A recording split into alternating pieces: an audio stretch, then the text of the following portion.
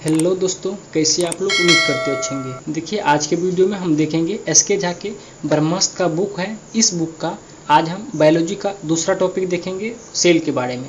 अगर आपने इससे पहले का वीडियो नहीं देखे हैं तो प्लेलिस्ट में जाके सभी वीडियो को देख सकते हैं, जिसमें हम फिजिक्स के भी 4-5 टॉपिक कंप्लीट करा दिए हैं। अगर अभी तक आपने इस सभी वीडियो को नहीं देखे, प्लेलिस्ट में जाके आप देख सकते हैं। अगर आप इस संपूर्ण बुक का PDF बिल्कुल फ्री ऑफ कॉस्ट में प्राप्त करना चाहते हैं तो आप हमारे टेलीग्राम ग्रुप को ज्वाइन कर लीजिए। आप वहां से PDF बिल्कुल फ्री ऑफ कॉस्ट में प्राप्त कर सकते हैं।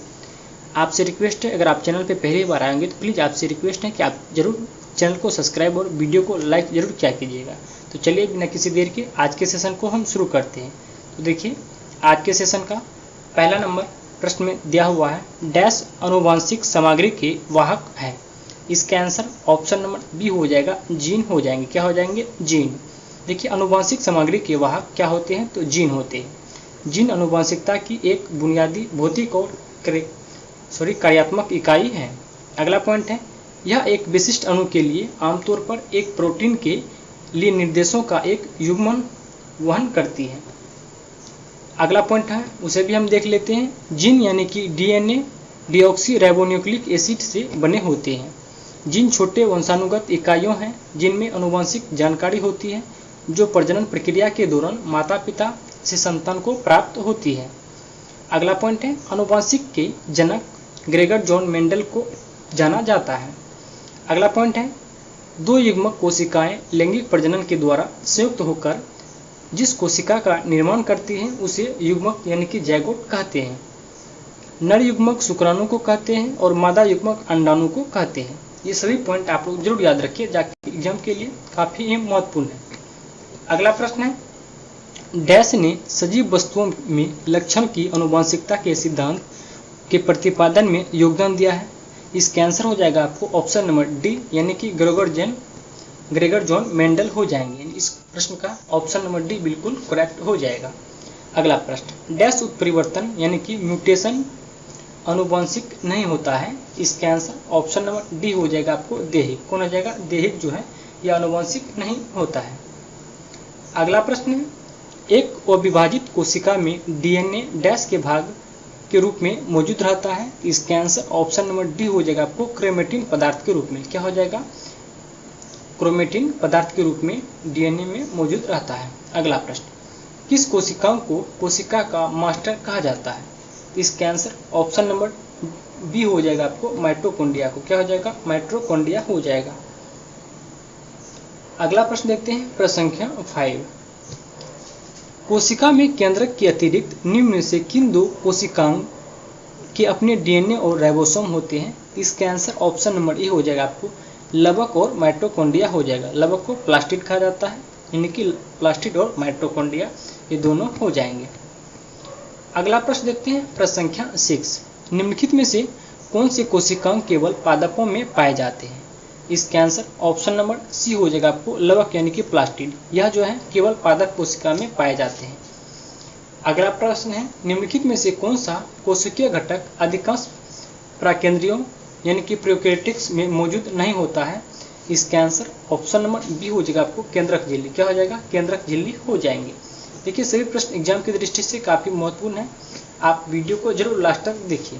अगला प्रश्न, निम्नलिखित में से किस कोशिकाओं को कोशिका का प्रोटीन फैक्ट्री कहा जाता है? इसका आंसर ऑप्शन नंबर डी हो जाएगा आपको, राइबोसोम को कहा जाता है। किसे? राइबोसोम। अगला प्रश्न, किसी कोशिका में मौजूद सबसे बड़ा कोशिकांग कौन सा है? किसी कोशिका में मौजूद जो है सबसे बड़ा कोशिकांग कौन है? ये हो जाएगा आपको अंतःप्रद्रव्य जालिका हो जाएगा। कौन हो जाएगा? अंतःप्रद्रव्य जालिका यानी कि एंडोप्लाज्मिक रेटिकुलम। अगला प्रश्न है, प्रश्न संख्या 10 नंबर, नाभिक के अलावा कोशिका के किस कोशिका में DNA होता है? इसका आंसर हो जाएगा आपको ऑप्शन नंबर डी, माइटोकॉन्ड्रिया में हो जाएगा। कौन हो जाएगा? माइटोकॉन्ड्रिया। अगला प्रश्न, मानव के ऊतकों में ऑक्सीजन की कमी होने के कारण पायरुवेट अम्ल किस कोशिका के भीतर लैक्टिक अम्ल में बदल जाता है? इसका आंसर ऑप्शन नंबर ए हो जाएगा आपको, कोशिका द्रव हो जाएगा। कौन हो जाएगा? कोशिका द्रव।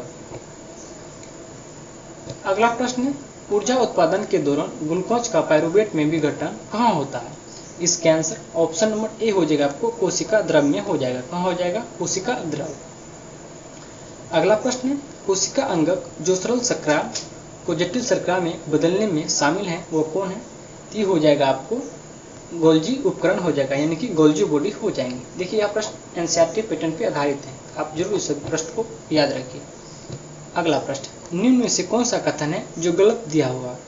इसका आंसर हो जाएगा आपको ऑप्शन नंबर ए, यानी कि माइटोकॉन्ड्रिया में ऑक्सीजन की सहायता से पायरुवेट अम्ल का विघटन होता है, न कि एसिटिक अम्ल का। यह कथन बिल्कुल गलत हुआ है, इसका आंसर ऑप्शन नंबर ए हो जाएगा। अगला देखिए इसमें पॉइंट दिया हुआ है, शोषण के प्रथम चरण में ग्लूकोज का विघटन होता है, जो कि यह कथन बिल्कुल सही है। अगला है, किण्वन की प्रक्रिया के लिए ऑक्सीजन आवश्यक नहीं है, यह भी कथन बिल्कुल सही है। अगला है, शोषण के प्रथम चरण में पायरुवेट अम्ल का निर्माण होता है, यह भी बिल्कुल सही कथन दिया हुआ है। अगला प्रश्न देखते हैं, प्रश्न संख्या 15 नंबर। एटीपी को एटीपी अणुओं में भंडारित और स्थानांतरित करने की प्रक्रिया निम्नलिखित में से कौन सा खनिज महत्वपूर्ण भूमिका निभाता है? यानी कि एडीपी से एटीपी में कौन सा प्रमुख खनिज जो है भूमिका निभाता है? ये हो जाएगा आपको ऑप्शन नंबर ए, फास्फोरस हो जाएंगे। कौन हो जाएंगे? फास्फोरस। अगला प्रश्न है, डीएनए का एक खंड है जो एक प्रोटीन की जानकारी प्रदान करता है, उसे डैश कहा जाता है। इसका आंसर ऑप्शन नंबर सी हो जाएगा, उसे जीन कहा जाता है। क्या कहा जाता है? उसे जीन। अगला प्रश्न देखते हैं 17 नंबर। प्रोटीन संश्लेषण में निम्न कोशिकाणु यानी कि सेल ऑर्गेनेल्स में किन की भूमिका सबसे अधिक महत्वपूर्ण होती है? ये हो जाएगा आपको अंतरप्रद्रजालिका और राइबोसोम का, यानी कि एंडोप्लाज्मिक रेटिकुलम और राइबोसोम की महत्वपूर्ण भूमिका होती है प्रोटीन संश्लेषण में। अगला प्रश्न देखते हैं, प्रश्न संख्या 18 और आज की वीडियो का लास्ट प्रश्न। हमारे तंत्र में अधिकतम एटीपी अणुओं को उत्पन्न करने वाला पद कौन सा है? इसके आंसर ऑप्शन नंबर बी हो जाएगा, क्रेवस चक्र हो जाएगा। कितना? कौन हो जाएगा? क्रेवस चक्र। उम्मीद करते हैं वीडियो आपको पसंद आए होंगे। अगर वीडियो आपको पसंद आए हैं तो आपसे रिक्वेस्ट है, वीडियो को लाइक और अपने दोस्तों के शेयर जरूर कीजिए। पीडीएफ के लिए आप हमारे टेलीग्राम को ज्वाइन कर लीजिए, पीडीएफ वहाँ पे बिल्कुल फ्री ऑफ कॉस्ट में मिल जाए। इसी के साथ मिलते हैं अगले वीडियो में, तब के लिए धन्यवाद।